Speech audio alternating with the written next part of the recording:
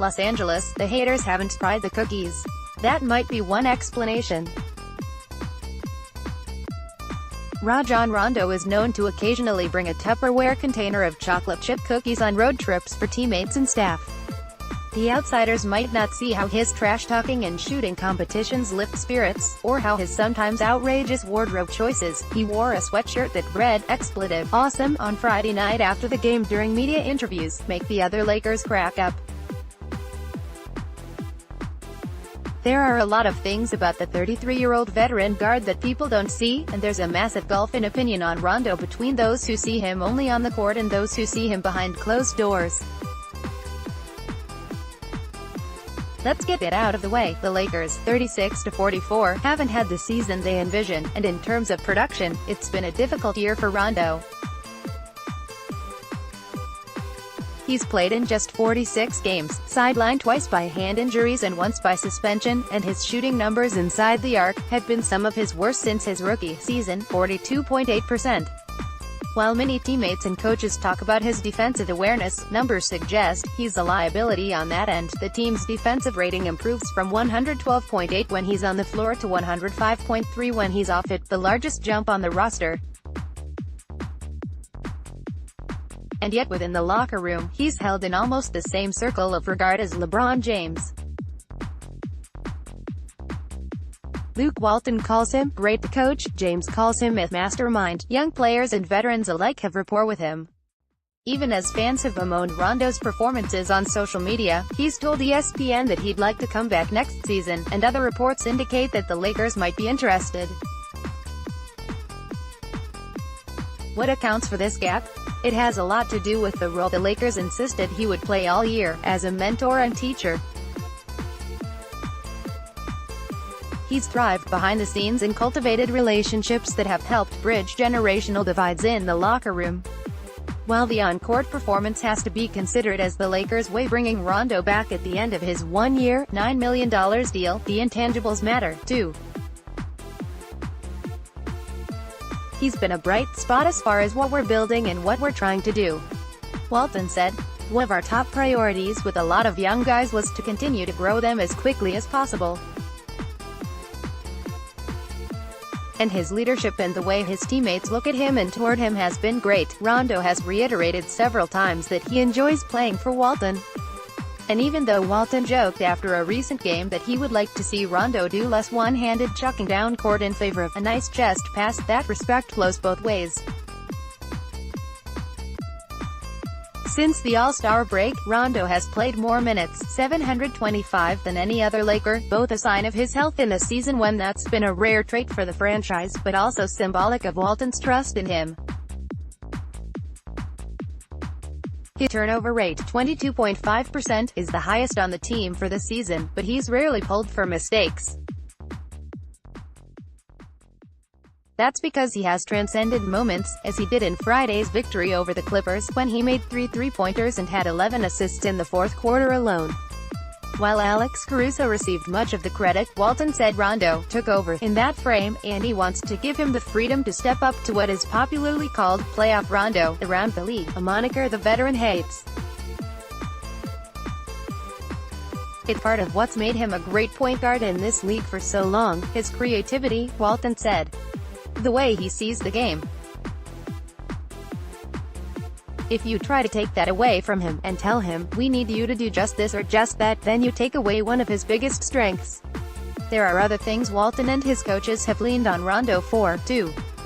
It's common, he said, for him to ask Rondo what he sees out of an upcoming opponent, because, as 18-year veteran Tyson Chandler puts it, "I don't know if I've ever seen anybody watch more film than him before." He's also been a trusted voice for Walton, along with James, on the state of the locker room. Lakers guard Rajon Rondo has been up and down on the court this season, but he still brings intangibles that the coaches and his peers place a lot of value on. AP photo, Rick Bomer, "If there's a day that maybe we should practice, maybe we shouldn't, I'll ring them up and see what their feel is for the locker room," Walton said. "Some days, they'll be like, let's definitely practice today. Other days they'll say guys just need to get away for a day, you know what I mean. But whatever we decide to do, he's in." He brings energy. He brings humor. He loves competing. It's telling that both Rondo and James essentially strong-armed their way into post-practice shooting competitions with Lonzo Ball, Kyle Kuzma, Brian Shaw and Miles Simon. While James's shooting partner for much of the year has been veteran and fellow Clutch Sports client Kentavious Caldwell-Pope, Rondo has opted for youth. He played with SVI Mikhailuk before he was traded, and then brought in rookie Mo Wagner afterward. While Rondo is one of the most staunch advocates for rookie duties and has the younger Lakers running errands for him, Wagner said when he's on the court with him, those barriers of status fade away. "What I think he does a great job of is he equalizes everyone," he said. "Obviously there's a certain authority between vets and rookies, but once everybody's on the court, they're the same. If you're on the court, take your shot with confidence." He always tells us that, because we're here to play basketball.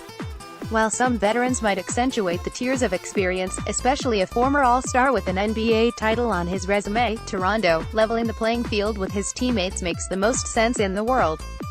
"I need my guys out there," he said of Wagner.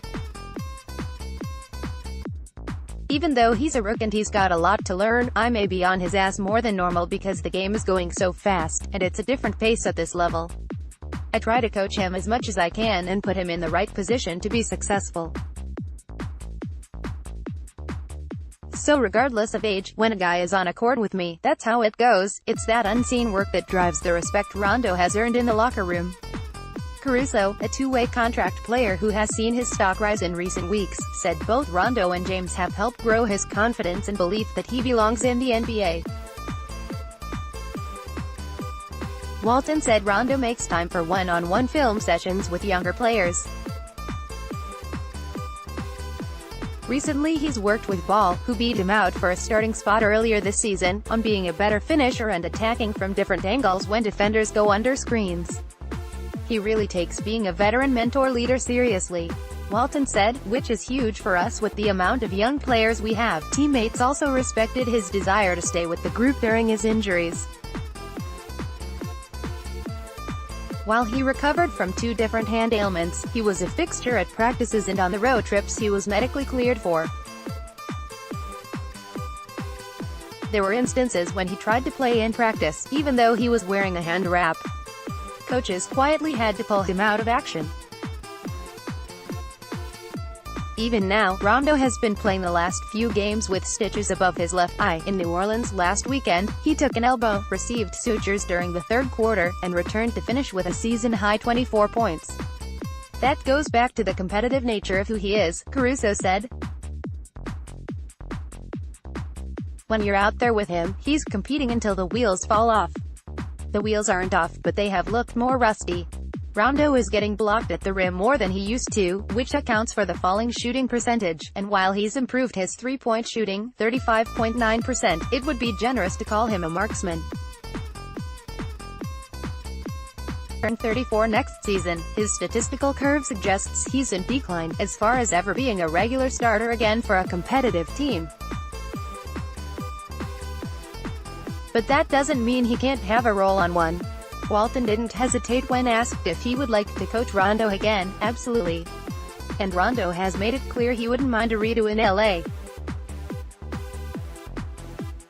Next year after injuries helped foil the Lakers' ambitions. But over the years, he's found a certain even-keeled nature when it comes to worrying about the future.